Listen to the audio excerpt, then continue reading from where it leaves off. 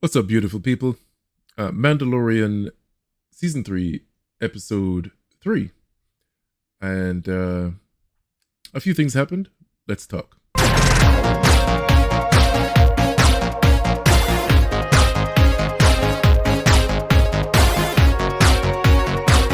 So, episode kicks off, and we see the after effects of what happened in the last episode where Din fell down into the chasm. And as they're coming back up, we see the creature of myth, the Mythosaur. And but it turns out Mando, he was passed out, but Bo-Katan, she saw the creature in the flesh. And she's questioning or interrogating because she asked several questions. She wants to know if he saw anything. Did you see anything living? And he says no. And she kind of keeps it to herself because who knows? I think my opinion is that she is trying to twist and manipulate this into somehow becoming the leader that she wants to be of her Mandalorian people. Honestly, that might not be a bad thing because she actually wants to lead. Whereas Djarin, who probably is being set up, I mean, the show is about him.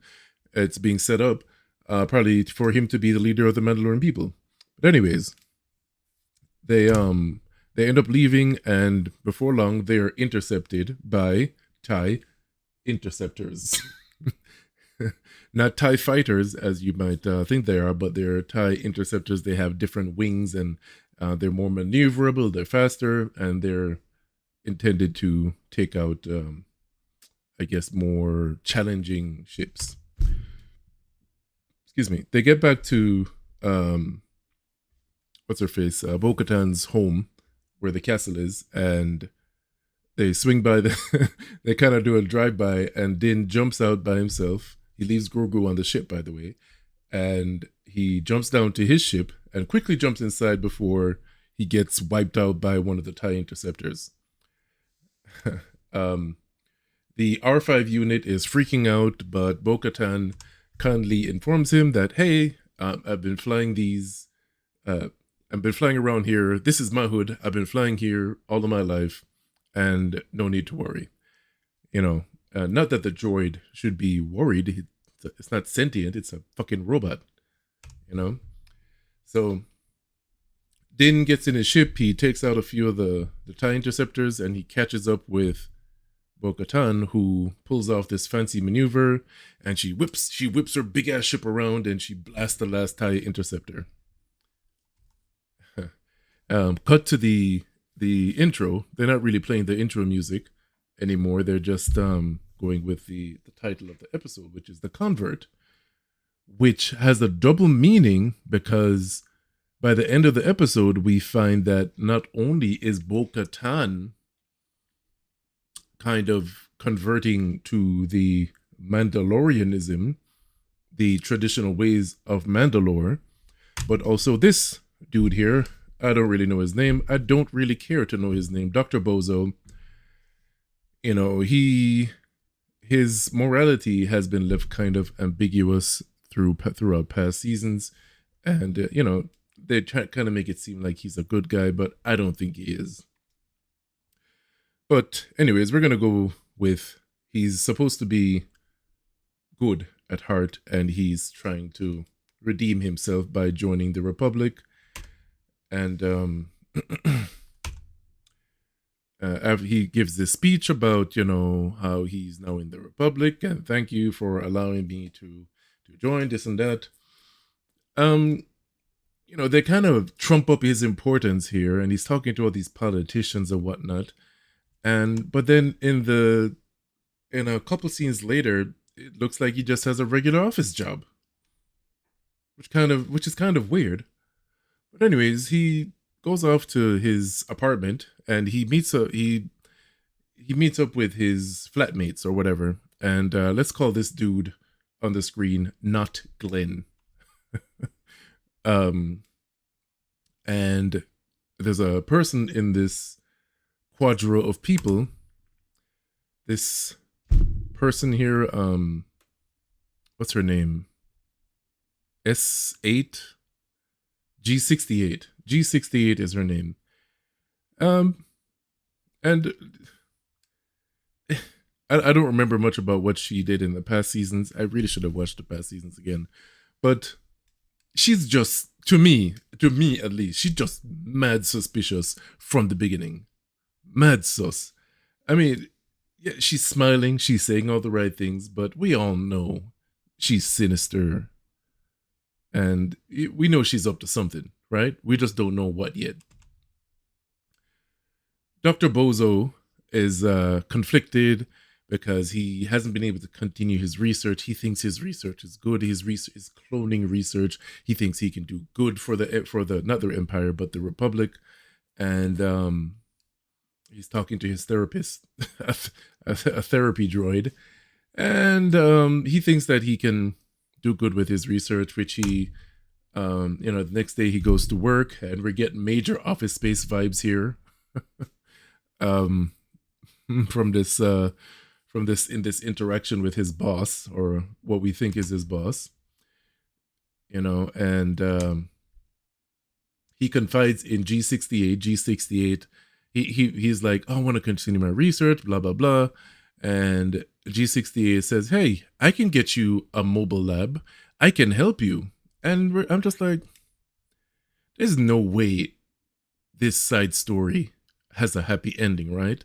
She has to double cross him. There's no other way to make this interesting. So, this part was very interesting because they're on the train. How they got on the train without tickets, who knows? They're on the train, and there's some the conductor droids are walking into the space, into the, what you call it, the trolley, whatever, and they don't have a ticket, so they have to jump off the train.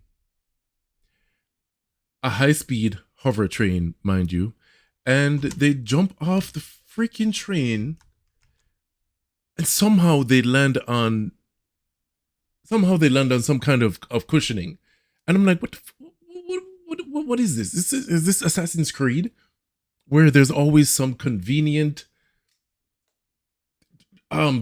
mattress to break your fall, a convenient stack of hay to break your fall? Like, what am I watching here? It like they didn't even look to the side to see if they're gonna fall on something to break their fall.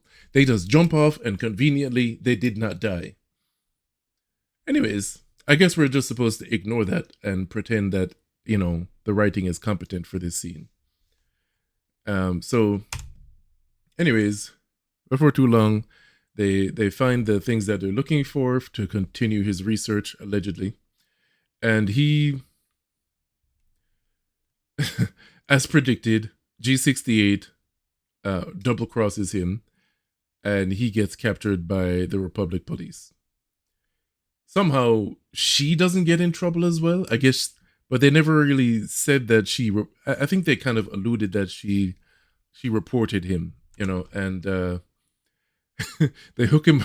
So for his punishment, they hook him up to this lobotomizer, and they're about to zap the crap out of him, and every single person of authority in this room leaves G68 alone with him. Okay, I get it. So we have to move the plot along. We have a story to tell. But does it make sense that in this highly what could possibly dangerous procedure, to leave a stranger inside the lab with controls to the machine? So she just kind of dials up the knob, and I'm assuming his brain is fried now, and he's about to die or become a vegetable. So I'm not sold on this plot. This plot here, where they're trying to kind of trumping up G68 to be a villain. I don't know. I suspect that she is a pawn of Admiral Thrawn, or even Moff Gideon, because they kind of said there was rumors that Moff Gideon did not die. So that's the end of the side story.